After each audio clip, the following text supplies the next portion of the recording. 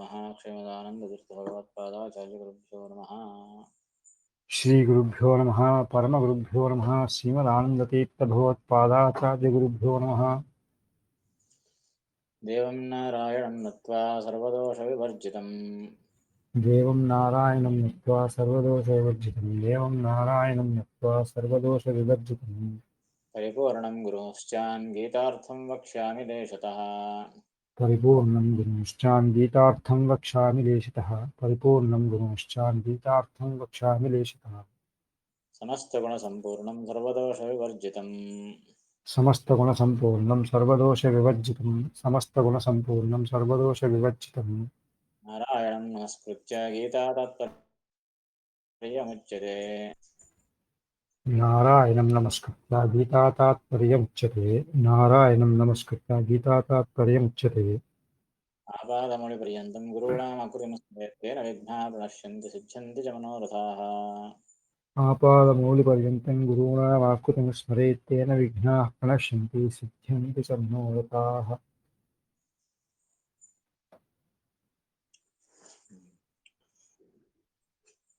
చివరికి భాష్యంలో మరొక విషయాన్ని చెబుతున్నారు. నిన్న ఏం చెప్పారు? భగవంతునికి ఈ సంసార ధర్మాలను చెప్పకూడదు. అనేక అనంత రూపాలలో అతడు సచ్చిదానంద విగ్రహుడై ఉన్నాడు. ఏ తల్లిదండ్రులను నిమిత్తం చేసుకొని ఇతడు పుట్టడు. ఇతనికి జన్మాదులు లేవు. తరువాత రుద్రవాక్యాన్ని సత్యం చేయడం కొరకే పరశురాముడు ఓడినట్లుగా, తర్వాత భీష్మాచార్యులతో ఓడిపోయినట్లుగా తాను నటించాడు తప్పనిస్తే భగవంతుడు పరిపూర్ణుడు అనే విషయాలను చెప్పాడు. తర్వాత మరి కొన్ని చోట్ల ఈ అవతారాలకు కూడా భేదము ఎక్కువ తక్కువ చెబుతారు కదా, దాని అర్థం ఏమిటి అనే దాన్ని ముందు చెప్తారు. యత్ర పరావర భేద అవగమ్యతే यत्र परावरभेदः अवगम्यते यत्र परावरभेदः अवगम्यते తత్ర అజ్ఞబుద్ధిం అపేక్ష్య అవరత్వం तत्र अज्ञबुद्धिम् अपेक्ष अवरत्वं तत्र अज्ञबुद्धिम् अपेक्ष अवरत्वं విశ్వరూపం అపేక్ష అన్యత్ర विश्वरूपम् अपेक्ष अन्यत्र विश्वरूपम् अपेक्ष अन्यत्र తచ్చోక్తం तच्चोक्तं అంటే ఎక్కడైతే పరావరభేద అవగమ్యతే, పర అవర అంటే ఈ రూపము ఉత్తమము, ఈ రూపము కనిష్టము అని ఎక్కడైతే అవగమ్యతే, ఎక్కడ పురాణాలలో చెప్పబడుతుందో తత్ర అక్కడ ఏం తెలుసుకోవాలి? అజ్ఞబుద్ధిం అపేక్ష్య అవరత్వం. అజ్ఞబుద్ధి, అజ్ఞానులను దృష్టిలో ఉంచుకొని అజ్ఞానులు ఈ విధంగా చెబుతారు అని చెప్పడమే తప్పనిస్తే నిజంగా అదే తత్వము కాదు. విశ్వరూపం అపేక్ష అన్యత్ర, విశ్వరూపము ఒక చోట, మరొక చోట రామకృష్ణాది రూపాలు. ఈ విధంగా విశ్వరూపాన్ని దృష్టిలో ఉంచుకొని చాలా పెద్ద రూపము, అనంతమైన రూపము అని చెప్పడం. సాధారణమైన రామకృష్ణాది రూపాలను చూసి ఇది అంత కాదు, ఇది పరిమితమైన రూపము అని ఈ విధంగా చెబితే ఏమర్థము? అది అజ్ఞజనులు ఇలా తెలుసుకుంటారు అనే అక్కడ అర్థం తప్పనిస్తే వేరే అర్థం కాదు. ఎందుకు అంటే దానికి ప్రమాణం చెబుతూ ఉన్నారు. పరిపూర్ణాని రూపాణి परिपूर्णानि रूपाणि సామాన్యాఖిల రూపతః सामान्याखिलरूपतः తథాప్యపేక్ష్య మందానాం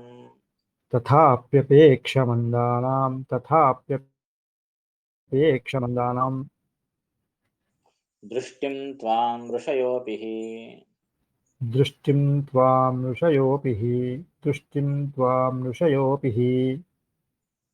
పరావరం వదంత్యేవ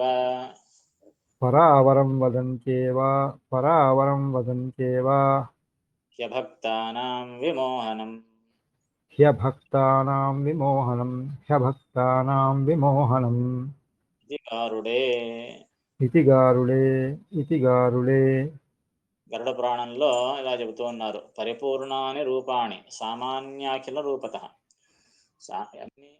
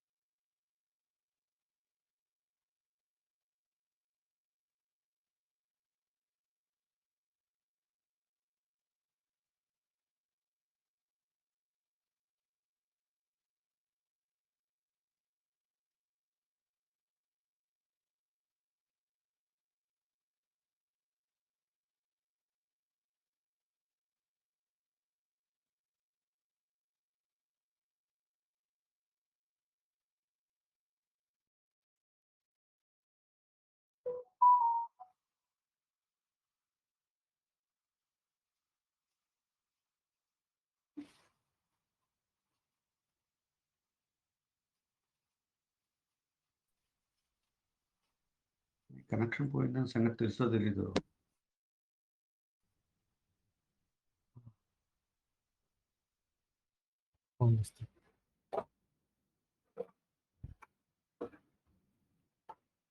కాలు మనం వచ్చింది.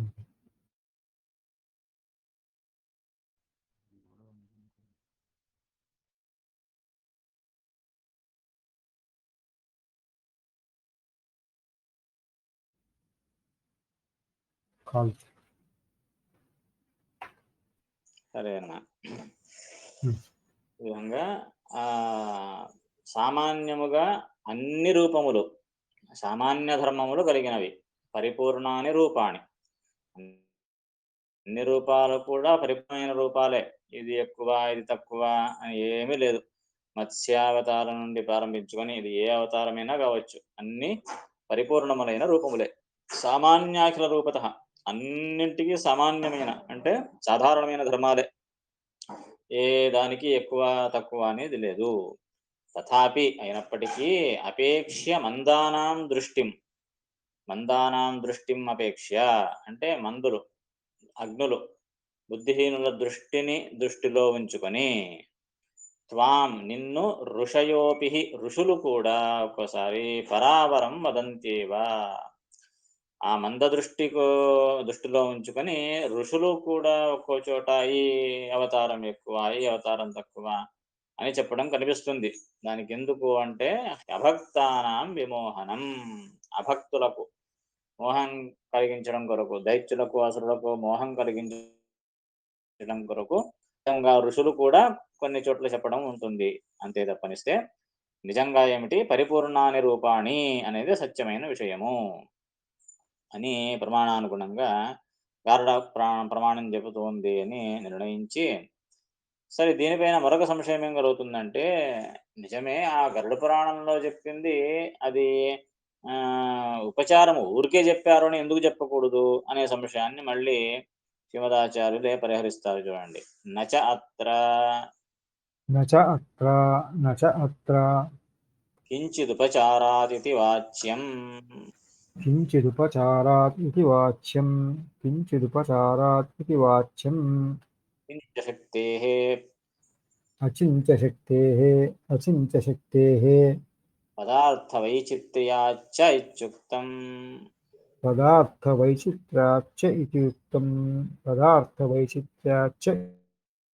ఇత్యుక్తం. ఇక్కడ సంశయం ఏమిటి అంటే, సరే ఇప్పుడు గరుడ పురాణంలో ఏం చెబుతోంది? గరుడ పురాణము అంటే అన్ని రూపాలు సమానము అని చెబుతోంది. కానీ ప్రత్యక్షంగా మనకేం కనిపిస్తోంది? విశ్వరూపానికి రామకృష్ణాది రూపాలకు చాలా వ్యత్యాసం ఉంది కదా. విశ్వరూపమేమో జగద్వ్యాప్యము, మరి రామకృష్ణాది రూపాలేమో పరిమితమైన రూపాలు. ఇలా ఉన్నప్పుడు ఈ గరుడ పురాణానికే మనం వేరొక అర్థం చెప్పొచ్చు కదా. అంటే ఇది ఊరికే ఉపచారం కొరకు చెప్పింది. ఉపచారం అంటే ఏదో ఒక మాట వరసకు అంటాం కదా, అలా మాట వరసకు చెప్పిందని ఎందుకు చెప్పకూడదు? ఉపచారం అంటారు. ఉపచారం అంటే ఏమర్థము? ఒక మనిషి మంచి పరాక్రమవంతుడు ఉంటే అతను అంటారు, బా సింహం రా అతడు, సింహం వచ్చాడు అని అంటారు. అతడు సింహమా? అది సింహం అనేది ఉపచారం. అంటే సింహం యొక్క గుణాలు కొన్ని అతనిలో ఉన్నాయి గనుక సింహం అని పిలవడం. అగ్ని అగ్ని అంటే ఏమిటి? అంత ప్రకాశవంతుడు, అతడే అగ్ని అని కాదు. అలా ఉపచారానికి చెప్పిన విషయం ఎందుకు అనుకోకూడదు? రామకృష్ణాది రూప అన్ని రూపాలు సమానము, అన్ని రూపాలు పరిపూర్ణము అనే చెప్పబడిన మాట ఇదే ఉపచారంగా చెప్పారని ఎందుకు అనుకోకూడదు? ఈ గారుడ వచనమే ఉపచారం కొరకు చెప్పింది. అంటే ఊరికే చెప్పారు అంతే గాని నిజంగా రూపాలకు భేదం ఉంది అని ఎందుకు తెలుసుకోకూడదు అని సంశయం వస్తే నచ అత్ర కించిదుపచారాతిథి వాచ్యం. అత్ర ఈ విషయంలో అంటే గరుడ పురాణం చెప్పిన విషయంలో కించిత్ ఉపచారాత్ ఉపచారం వల్ల అలా చెప్పబడింది ఇది నచ వాచ్యం అనే చెప్పకూడదు. ఎందుకు చెప్పకూడదు? ఇదే నిజమైన విషయం ఎందుకు అనుకోవాలి అంటే అచించ శక్తి పదార్థ వైచిత్ర్యాచ ఇత్యుక్తం. భగవంతుని యందు ఇవన్నీ అచించ శక్తి వల్ల ఇవన్నీ సరిపోతాయి. ఒక చోట విశ్వరూపం ఏమిటి, అదే విశ్వరూపము ఇలా పరిమిత రూపంగా కనిపించడం ఏమిటి, ఇవన్నీ విరుద్ధమైన స్వభావాలు కదా. విరుద్ధమైన స్వభావాలు ఒకే పదార్థంలో ఎలా ఉంటాయి? ఒకటి అగ్ని కాలుతుంది కాలుతుంది అంతే. అది ఉష్ణంగానే ఉంటుంది. అది ఉష్ణంగానూ ఉంటుంది, శైత్యంగానూ ఉంటుంది, అది వేడిగానూ ఉంటుంది, చల్లగానూ ఉంటుందంటే ఎలా? రెండు విరుద్ధ ధర్మాలు ఒకే పదార్థంలో ఇవ్వడవు కదా. అలాగే మరి భగవంతుడు స్థూలమైన వాడా, సూక్ష్మమైన వాడా? ఏదో ఒకటి ఉండాలి. విరుద్ధ ధర్మాలు ఎలా కూడుతాయి అని అనుకోవద్దండి. అచింత్య శక్తే, భగవంతునికి ఉన్నటువంటి అచింత్యమైన శక్తి వల్ల అణోరణీయాన్ మహతో మహీయాన్ అనిపించుకుంటాడు. సమాన కాలంలో ఏకకాలంలోనే అతడు అత్యంత సూక్ష్మంగానూ ఉంటాడు, మహత్తరంగా కూడా ఉంటాడు. ఇది అచింత్య శక్తి వల్ల సాధ్యమవుతుంది. పదార్థ వైచిత్ర్యాచ్య, పదార్థముల యొక్క వైచిత్ర్యం అన్నమాట అది. విరుద్ధ ధర్మాలు మా వైచిత్ర్యము అనేది పదార్థముల యొక్క స్వాభావిక ధర్మం అది. అలాగే భగవంతుని స్వాభావిక ధర్మం ఇది. విరుద్ధ ధర్మములను తనలో ఉంచుకోవడం అనేది అతనికి సాధారణ ధర్మము, స్వాభావికమైన ధర్మము అని వెనుక చెప్పిన విషయాన్ని జ్ఞప్తికి తెచ్చుకోవాలి అని అంటూ మరొక ప్రమాణాన్ని కూడా ఇస్తూ ఉన్నారు.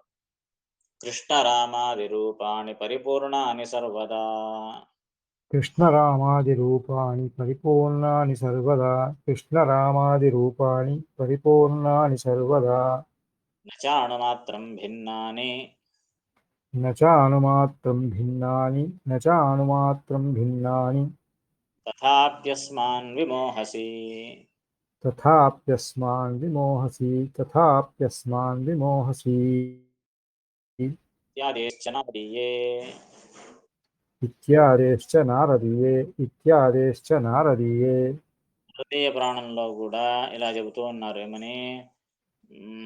భగవంతుని గురించి కృష్ణరామాది రూపాన్ని పరిపూర్ణాన్ని సర్వదా. సర్వదా అంటే ఎల్లప్పుడూ కృష్ణరామాది రూపములన్నీ కూడా పరిపూర్ణాని, అన్ని పరిపూర్ణములైనటువంటివే. నచ అణుమాత్రం భిన్నాని, అవేవి కూడా అణుమాత్రమైన లేశమైనా కూడా భిన్నము అని తెలియరాదు. భిన్నత్వం లేనే లేదు వాటిలో. తథాపి అస్మాన్ విమోహసి, అయినప్పటికీ మమ్ములను నీవు మోహపరుస్తావు. తథాపి అయినప్పటికీ అస్మాన్ మమ్ములను విమోహసి నీవు మోహిస్తావు అని భగవంతుని ప్రార్థన చేసే సందర్భంలో వచ్చినటువంటి విషయం. కనుక అన్ని రూపాలు కూడా సమానమని కాదు, అభిన్నము, అన్ని ఒకటే అని భగవంతుని విషయంలో తెలుసుకోవాలి అనే దాన్ని స్పష్టంగా మనం అర్థం చేసుకోవాలి. ఇంతవరకు చెప్పి లాస్ట్కు కంక్లూడ్ చేస్తూ ఉన్నారు భాష్యంలో శ్రీమదాచార్యులు. ఏమని? తస్మాత్ సర్వదా సర్వరూపేషు తస్మాత్ సర్వదా సర్వరూపేషు తస్మాత్ సర్వదా సర్వరూపేషు అపరిగణిత అనంత గుణగణం అపరిగణిత అనంత గుణగణం అపరిగణిత అనంత గుణగణం నిత్య నిరస్తాశేషదోషంచ నిత్య నిరస్తాశేష దోషంచ నిత్య నిరస్తాశేష దోషంచ నారాయణాఖ్యం పరం బ్రహ్మ నారాయణాఖ్యం పరం బ్రహ్మ నారాయణాఖ్యం పరం బ్రహ్మ అపరోక్షజ్ఞాని రుచ్యతీతి సిద్ధం. అపరోక్షజ్ఞానీరుచ్యతీతి సిద్ధం. అపరోక్షజ్ఞానీరుచ్యతీతి సిద్ధం. ఫస్ట్కి ఇది సిద్ధం. ఇది ఇంతవరకు చెప్పిన విషయాన్ని బట్టి ఈ విషయం సిద్ధమవుతుంది. ఏమని సిద్ధమవుతుంది? తస్మాత్ అంటే అందువల్ల ఇంతవరకు ఏమేమి ప్రమాణాలు ఇచ్చి స్పష్టపరిచామో దాన్ని బట్టి తెలిసేది ఏమిటయ్యా అంటే సర్వదా సర్వరూపేషు అపరిగణిత అనంత గుణగణం నిత్య నిరస్త శేషదోషంచ నారాయణాఖ్యం పరం బ్రహ్మ అపరోక్ష జ్ఞానిరుచ్యతి అనే విషయం సిద్ధమవుతుంది. ఏమిటది? సర్వదా ఎల్లప్పుడూ సర్వరూపేషు అన్ని రూపములలో అపరిగణిత అనంత గుణగణం భగవంతుడు ఎటువంటి వాడు? అన్ని రూపాలలో ఈ ధర్మాలను కలిగి ఉన్నాడు. ఏ ధర్మాలను? అత్యంత ముఖ్యమైన ధర్మం ఏది? అపరిగణిత అనంత గుణగణం. అపరిగణిత, పరిగణిత అంటే లెక్క పెట్టదగినటువంటివి, అపరిగణిత అంటే లెక్క పెట్టలేని, అనంత గుణగణం అనంత గుణముల గణము, గణము అంటే సమూహం, లెక్క పెట్టలేని అనంతములైన గుణ సమూహములతో కూడినవాడు. మరి ఇంకా నిత్య నిరస్త అశేష దోషం. భగవంతుడు ఎటువంటి వాడు? అనంత గుణపూర్ణుడు అని తెలుసుకోవడం ఒకటి. రెండవ విషయము నిత్య నిరస్త అశేష దోషం. నిత్య అంటే ఎల్లప్పుడూ, నిరస్త అంటే నిరసింపబడిన, పరిహరింపబడిన, అశేష దోషం అశేష దోషములు గలవాడు. అంటే అతని యందు ఎటువంటి దోషము లేదు. అనంత దోషములు భగవంతునిలో లేనే లేవు. ఏ దోషము కూడా లేదు అని అర్థం. అశేష దోషములు నిరస్తములయ్యాయి భగవంతుని యందు. నిరస్తములయ్యాయంటే ఇంతకుముందు ఉండేవని అర్థమా? నిత్య అని చెప్పారు. అందుకే ఎప్పుడు కూడా భగవంతుని యందు దోషములు ఇంతకు ముందు లేవు, ఇప్పుడు లేవు, ఇక ముందు కూడా రావు. అతడు దోష దూరుడు, అనంత గుణపూర్ణుడు, దోష విదూరుడు, నిత్యము నిరస్తమైన అశేష దోషములు గలవాడు. అటువంటి నారాయణాఖ్యం పరం బ్రహ్మ, ఈ విధంగా అనంత గుణపూర్ణుడైన సకల దోష దూరుడైన నారాయణాఖ్యం, నారాయణ అనే పేరు గల పరం బ్రహ్మ, ఆ పరబ్రహ్మ అపరోక్ష జ్ఞాని రుచ్యతి, అపరోక్ష జ్ఞాని అయిన వాడు రుచ్యతి, రుచ్యతి అంటే పొందుతాడు అనే విషయము సిద్ధమవుతుంది. శ్లోకంలో అదే కదా, అంత్యకాలేపి బ్రహ్మ నిర్వాణం రుచ్యతి. శ్లోకంలో ఏమొచ్చింది? బ్రహ్మ నిర్వాణం రుచ్యతి అని వచ్చింది. దాని యొక్క వివరణనే ఇంతసేపు చేశారనమాట. బ్రహ్మ నిర్వాణం రుచ్యతి. ఆ నిర్వాణం శరీరరహితుడైన బ్రహ్మ పరబ్రహ్మను జ్ఞాని అయిన వాడు రుచ్యతి అంటే గచ్చతి, పొందుతాడు అని అర్థం. ఆ పరబ్రహ్మ ఎటువంటి వాడు అని చెప్పడానికి ఇంతవరకు ఆ ప్రమాణాలు చెప్పిందనమాట. సో ఇంతవరకు చెప్పిన దాన్ని బట్టి ఏం సిద్ధమైంది? ఆ పరబ్రహ్మ నిరాకారుడు, నిర్గుణుడు కాదు, అనంత గుణపూర్ణుడు, సమస్త దోషములు లేనివాడు. అటువంటి నారాయణ అనే పేరు కలిగిన పరబ్రహ్మను ఈ అపరోక్ష జ్ఞాని అయిన వాడు పొందుతాడు అనే విషయము అవుతుంది అని ఇక్కడ భాష్యాన్ని ముగించారు. ద్వితీయ అధ్యాయం, రెండవ అధ్యాయం భాష్యాన్ని ముగించారు. ఇక తాత్పర్యంలో కూడా రెండు విషయాలు చెబుతూ ఉన్నారు. బ్రాహ్మీ బ్రహ్మ విషయా, బ్రాహ్మీ బ్రహ్మ విషయా, బ్రాహ్మీ బ్రహ్మ విషయా. గీతా శ్లోకంలో ఏముంది? చివరి శ్లోకంలో ఏషా బ్రాహ్మీ స్థితి పార్థ అని ఉంది. ఇది అర్జున, ఇది బ్రాహ్మీ స్థితి. బ్రాహ్మీ స్థితి అంటే అర్థం ఏమిటి? బ్రాహ్మీ అంటే బ్రాహ్మీ ఈజ్ ఈక్వల్ టు బ్రహ్మ విషయ. ఇది బ్రాహ్మీ స్థితి అంటారు అన్నాడు కృష్ణుడు. అపరోక్ష జ్ఞాని యొక్క అవస్థను చెప్పి అతని యొక్క పరిస్థితిని వివరించి దీన్నే బ్రాహ్మీ స్థితి అంటారు. బ్రాహ్మీ స్థితి అంటే అర్థం ఏమిటి? బ్రహ్మ విషయా స్థితి, పరబ్రహ్మను తెలియజేసేటటువంటి స్థితి, పరబ్రహ్మను పొందేటటువంటి స్థితి అని దాని అర్థం. ఇక చెప్పిన దాన్ని చెబుతూ ఉన్నారు. ఏమిటి? స్వాస్యాం అంతకాలేపి బ్రహ్మ నిర్వాణం రుచ్యతే అన్నారు శ్లోకంలో. అంతకాలేపి దాన్ని చెబుతున్నారు. జ్ఞానినామపి అంతకాలే అన్యమనసాం ప్రారబ్ధకర్మ భావాత్ జన్మాంతరం. జ్ఞానినాపి అంతకాలే అన్యమనసాం ప్రారబ్ధకర్మభావాత్ జన్మాంతరం. జ్ఞానినామపి అంతకాలే అన్యమనసాం ప్రారబ్ధకర్మభావాత్ జన్మాంతరం. స్థిత్వాస్యాం అంతకాలేపి బ్రహ్మ నిర్వాణం రుచ్యతే అంటే చివరి కాలంలో ఎవరైతే ఈ స్థితిని పొందుతారో అతడు పరబ్రహ్మను పొందుతాడు అని శ్లోకంలో చెప్పబడింది, గీతా శ్లోకంలో. అలాగైతే ఆ చివరి క్షణంలో స్మరణ రాకపోతే ఏం జరుగుతుంది అంటే అది చెప్తూ ఉన్నారు. జ్ఞానినామపి, జ్ఞానులకు కూడా ఒక్కోసారి ఏమవుతుంది, అపరోక్ష జ్ఞాని అయినప్పటికీ అంతకాలే మనసాం, చివరి కాలంలో చివరి క్షణంలో అన్య మనసాం, ఒకవేళ వారి మనస్సు వేరే చోట లగ్నమైతే ప్రారబ్ధ కర్మ భావాత్ జన్మాంతరం, వారి మనస్సు చివరి కాలంలో భగవద్ అన్య విషయమందు ఆసక్తమైందంటే అర్థం ఏమిటి? వారికి ఇంకా ప్రారబ్ధ కర్మ ఉన్నది అని అర్థం. అపరోక్ష జ్ఞానం అయినప్పటికీ ఇంకా ఏదో 2 జన్మలో 3 జన్మలో ఇంకా ప్రారబ్ధ కర్మ ఉంది అనుభవించేది. అందుకే చివరి క్షణంలో భగవంతుని స్మరణ కలుగలేదు. ఒకవేళ కలిగితే అతడు పరబ్రహ్మను పొందుతాడు. కానీ ఇంకా కలగలేదంటే అర్థం ఏమిటి? అపరోక్ష జ్ఞాని అయినప్పటికీ ఇంకా అతనికి ప్రారబ్ధ కర్మ ఉంది అని అర్థం. సో అన్యమనసాం, చివరి క్షణంలో అన్యమనస్కులైతే ఏం తెలుసుకోవాలి మనం? ప్రారబ్ధ కర్మ భావాత్, ప్రారబ్ధ కర్మ ఉన్నందున జన్మాంతరం, మళ్ళీ వేరొక జన్మ అతడు పొందుతాడు అని తెలుసుకోవాలి. ఒకవేళ ప్రారబ్ధ కర్మ అయి ఉంటే ఆటోమేటిక్గా అతనికి చివరి క్షణంలో స్మరణ కలుగుతుంది, అతడు భగవంతుని పొందుతాడు. అదే చెప్తున్నారు. ప్రారబ్ధ కర్మ నాశకాలే, ప్రారబ్ధకర్మనాశకాలే నియమేన భగవత్ స్మృతిర్భవతి. నియమేన భగవత్ స్మృతిర్భవతి. తతో మోక్షశ్చ, తతో మోక్ష్యశ్చ. ఒకవేళ ఆ అపరోక్ష జ్ఞాని అయిన వానికి ప్రారబ్ధ కర్మ కూడా అయిపోయి ఉంటే, ప్రారబ్ధ కర్మ నాశకాలే, ప్రారబ్ధ కర్మ నాశమైనటువంటి కాలంలో నియమేన అంటే తప్పనిసరిగా, కంపల్సరీ అని అర్థం.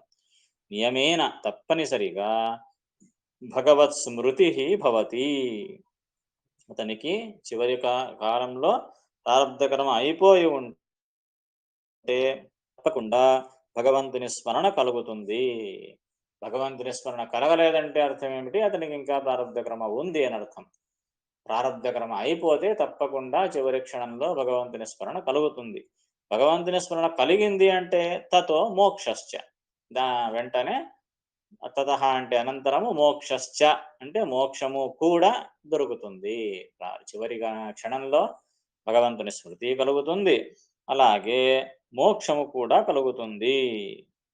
దీన్నే ముందు చెప్పబోతున్నారు. యం యం వాపి స్మరన్ భావం ఇతి వక్ష్యతి. యం యం వాపి స్మరన్ భావం ఇతి వక్ష్యతి. యం యం వాపి స్మరన్ భావం ఇతి వక్ష్యతి. చెబుతారు ముందు ఏమే, యం యం వాపి స్మరన్ భావం స్మరత్ త్యజత్యంతే కళేవరం తం తమేవేతి కౌంతేయ సదా తద్భావభావిత అని. ఆ చివరి క్షణంలో దేన్నైతే స్మరిస్తూ అతడు మరణిస్తాడో ఆ జన్మను పొందుతాడు అనే విషయాన్ని చెప్పబోతారు అని చెప్పి, శ్లోకంలో బ్రహ్మ నిర్వాణం రుచ్యతి అని ఉంది కదా గీతా శ్లోకంలో. సో నిర్వాణం అంటే అర్థం ఏమిటి అంటే చెబుతున్నారు. బాణం శరీరం, బాణం శరీరం, బాణం శరీరం. సో బాణం అంటే శరీరము అని అర్థం. సో బాణం ఈజ్ ఈక్వల్ టు వాణం, అభయోరభేద. బాణము అన్న వాణము అన్న ఒకటే. బాణం అంటే శరీరం, సో వాణం అంటే శరీరం. నిర్వాణం అంటే అశరీరం, శరీరము లేనివాడు అని అర్థం. మరి భగవంతునికి శరీరం లేదా? దీని అర్థం ఏమిటి అంటే వెంటనే దానికి ప్రమాణాన్ని ఇస్తూ ఉన్నారు. అభావాత్ జడదేహస్య, అభావాత్ జడదేహస్య, అభావాత్ జడదేహస్య విష్ణుర్నిర్వాణ ఉచ్యతే. विष्णुर्निर्वाण उच्यते विष्णुर्निर्वाण उच्यते భిన్నదేహా భావతో వా भिन्नदेहा भावतो वा సహస్రశిరా అపి ఇతి చ. स सहस्रशिरा अपि इति च स सहस्रशिरा अपि इति च భగవంతునికి నిర్వాణ అని ఎందుకయ్యా పేరు? శరీరము లేనివాడిని ఎందుకు పిలుస్తారు అంటే అభావాత్ జడదేహస్య, జడదేహస్య అభావాత్. ఆ భగవంతునికి శరీరము లేదు అంటే ఏమర్థము? జడదేహస్య అభావాత్.